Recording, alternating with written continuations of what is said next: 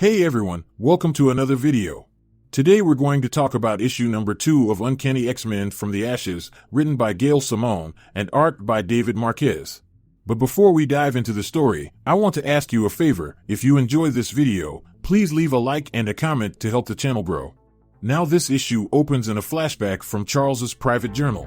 In this flashback, we pick up with Charles escaping from chaos to study abroad at the university. And while he was away, our professor came across a woman he couldn't ignore. This interaction took place before Moira and Lilandra, and when he saw her, it was almost love at first sight. This woman was straightforward. In fact, without any real warning, the woman introduced herself as Sarah and immediately asked him for a boost into the tree located near to him in order to grab something. Following that, Charles lowers her back to the ground after he tells her his name in return, but strange enough the woman states that she already knew. Because apparently the people in the town they are located in have been calling Charles a pagan and a witch boy. So quickly, of course, Charles denies that he is a pagan. But what he was unaware of was that Sarah proudly stated that she was. So, once their introductions are made, Sarah then goes on to tell Charles that it is customary for the man to buy the woman a drink after she climbs up one side of him and down another. Now, following that small look into the past, we jump back to the current day with Rogue and her team standing face to face with the Outliers. And just like the previous issue, we start off with a narration from Rogue saying it was their first night in Haven, Louisiana, and they thought no one would come looking for them unless they wanted them to. But when they were there, Rogue called half a dozen mutants she thought were their friends, but none of them picked up. Following that, out of the blue, a group of kids showed up asking for the help of the X-Men, but the only problem was that there were no X-Men proper anymore. So with tension high, Wolverine and Rogue jumped into defensive positions as Gambit became distracted by the eye he took in the previous issue. Now, for some strange reason, the eye of Agamotto he stole affected him adversely. Now with everything in disarray, Logan took it upon himself to approach the kids and tell them to get lost because they weren't accepting new members at this time. As you may have guessed, the kids weren't too happy with their response to their pleas. And to make things worse, on the next page, a burst of energy from the eye of Agamotto hit the kid that was squaring off with Logan right in the chest. So with shots fired, everyone stood in shock for a moment before all hell broke loose. Because at first, Logan told the kid to stand down and they could talk about it. But the boy had enough of Logan's disrespect and returned to his feet and punched Wolverine right in the face. So with the fight officially on, a female that was standing beside her horse stated that the mutants before them were mean just like her mother said, and even went as far as to call them goblins. And just like that, the female and her horse Ember erupted with energy and took off towards battle. So with that going down, we jump over to Gambit warning yet another young mutant to not attack, because he really didn't want to use his cards on her. But see, the young girl couldn't care less. In fact, she told him to please do as she set her watch and said hand-to-hand combat and focus. And with a thunderous kick, she lands a shot directly in Gambit's face.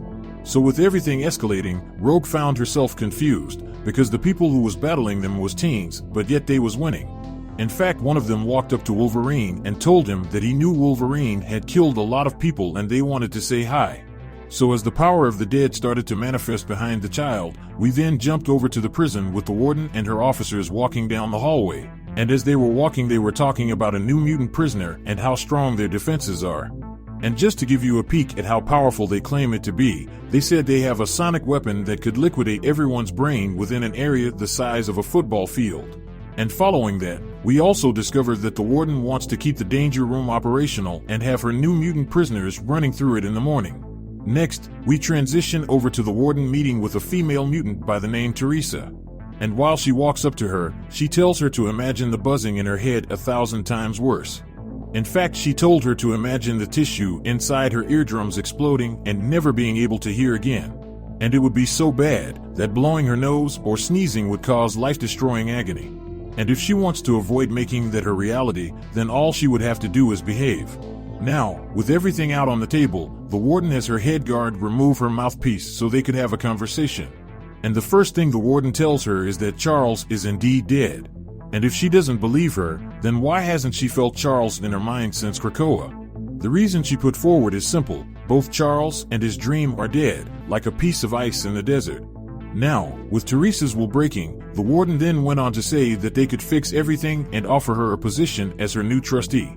With that offer on the table, we hop back over to Rogue punching one of the outliers directly in her face.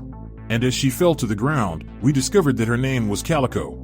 So as Calico fell, the young male mutant that was fighting Logan lost his trail of thought and went to catch his comrade, but unlucky for him, there are no pause buttons in life. Now with a clear opening available, Wolverine capitalized on it and sent him to the ground.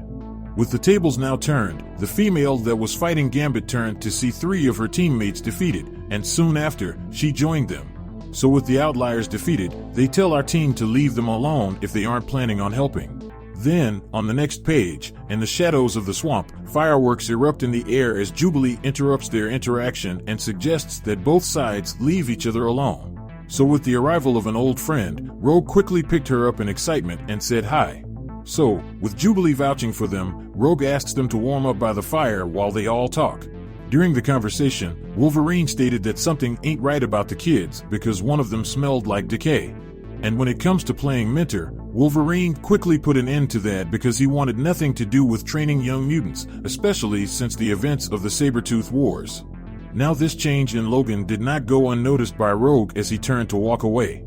So with Logan not having it, Rogue kisses Gambit and asks him to try to convince Wolverine to help. So with everyone trying to figure out what to do, Rogue took out her phone to call the last person she wanted to. So while Rogue did that, Wolverine and Gambit asked the kids to introduce themselves. Now at first, the kids introduced themselves with their human names, saying their names go as follows: Sophia Young from Singapore, Valentine Correa from Buenos Aires, Hotaru from Kyoto, and Becca Constance from Virginia. But see, that wasn't the names Wolverine wanted, for he wanted their mutant names, and those were Jitter, Ransom, Death Dream, and Calico. But strangely enough, Calico didn't believe she was a mutant. Following that, Ransom went on to tell Wolverine that the only reason why they came to them for help was because he flipped a coin, and heads was to join the X-Men, and tails was to join the Brotherhood. But based on how things were going, he was starting to wonder if he made the right choice. So with Logan's opinion made clear on the matter, Jitter pleaded for his help, and as she begged, we jumped over to the other side of Cyclops' conversation with Rogue, back in issue number 3 of X-Men. And during that conversation, Scott said their original strategy was to stay away from the mansion. And Jubilee's intel just confirms that they need more data before they act.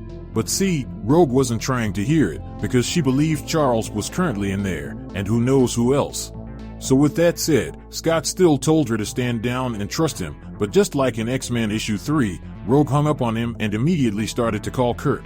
Because in order to pull off her plan, she knew she would need Kurt's help. So with Rogue determined to move forward with or without Scott's okay, we see Wolverine ask one final question, and that was who was hunting them. And to that, Jitter stated they all were hunted by the Hag. Now speaking of the Hag, we transition back over to the Warden as her lead guard inform her that Sarah is back. And from what I could guess, the same Sarah from Charles's past. And by the looks of it, she went through a lot between those years. And with that said, this issue of Uncanny X-Men came to an end. But anyway, down in the comment section below, let me know your thoughts about this issue and what predictions you could have moving forward. So with that established, I hope you enjoyed this video, and please don't forget to leave a like and a comment if you want to see more videos like this. Thank you for watching, and I'll see you in the next video.